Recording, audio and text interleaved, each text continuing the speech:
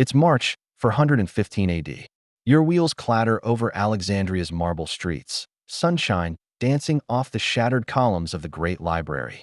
Suddenly, shouts, fists, glints of steel. Hands drag you from the carriage, tear your clothes, shatter pottery across your skin. And why? Because you're the brightest mind alive, and the city that once cheered you now thinks your brain is the problem. So how does Hypatia, the rockstar mathematician, astronomer, philosopher, get reduced to scorched body parts outside the city walls? That question kept me up for weeks. I chased every fragment of parchment, every muttered line in an ancient chronicle, and the trail ends somewhere far nastier than any monster in the myths. Imagine Alexandria at fever pitch. 500,000 souls, the Mediterranean's loudest port, and the last candle still burning for Greek science. Into that mess steps Hypatia. She's not just clever, she's legend level. She tweaks Ptolemy's star charts, packs lecture halls to teach Euclidean geometry, and builds astrolabes so precise they make sea captains weep. Students trek from Syria, from Spain, just to sit on the marble steps outside her house and catch the echo of her voice. She dresses in the philosopher's rough cloak, drives her own chariot, and turns down every marriage proposal with the same calm line. I'm already married to the truth. Even the Roman prefect, Orestes, asks her advice on taxes and grain riots. When she strolls through the agora, shopkeepers bow, something they never do for governors. But Alexandria is ripping itself in half. 40 years earlier, Emperor Theodosius made Christianity the state religion. Now Bishop Cyril, ambitious, barely 30, and absolutely ruthless, wants the whole city in his pocket. His monks, the Parabolani, strut the streets like a militia. They torch synagogues, stone pagans, and preach that any woman teaching in public is begging for sin. Governor Orestes is shipped in from Rome to keep a lid on the pressure cooker. He's a moderate Christian, sure, but he's also a politician who needs the smartest local brain, Hypatia. Every time she counsels him, Cyril's fanatics hiss that she's a witch casting spells on the governor. Rumors spiral faster than grain mill sales. Hypatia owns a demon mirror that shows tomorrow. Hypatia's the reason Orestes spurns Cyril's demands. Her blood, they insist, is the only antidote to the city's spiritual rot.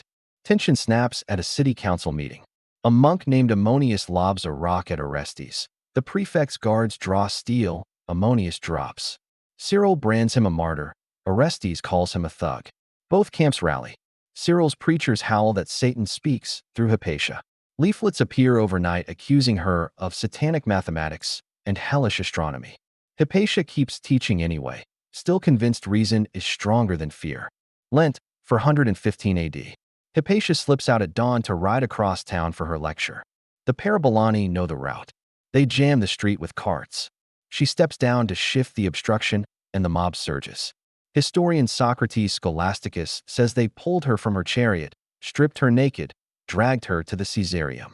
Inside, they flay her alive with oyster shells, sharp, curved, merciless. They carve her body joint from joint, pile the pieces into baskets, set them ablaze beyond the city gates. The message is impossible to miss. Knowledge is no longer welcome here.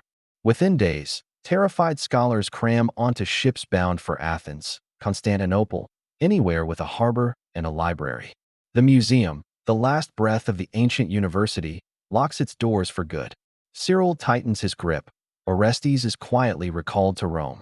Alexandria, once the Mediterranean's brain, turns into a footnote. Hypatia's students smuggle her unfinished treatises across borders, but most of the texts vanish. The classical world doesn't end with barbarian hordes. It ends with zealots smashing statues and feeding scrolls to the flames. Hypatia's murder isn't some forgotten gore fest. It's the moment the ancient world confesses it's done asking questions and ready to bow to dogma. Her death is the hard line between let's test ideas and do as you're told. 1,500 years later, we're still living in that shadow. So when someone warns you knowledge is dangerous, think of Hypatia, torn apart for solving triangles a little too well. If that thought makes you uneasy, good. It's supposed to. More stories where history feels like a thriller? Smash subscribe and ring the bell so you never miss the next tale. Drop a comment. Tell me which historical murder still rattles you. Thanks for watching. See you in the next video.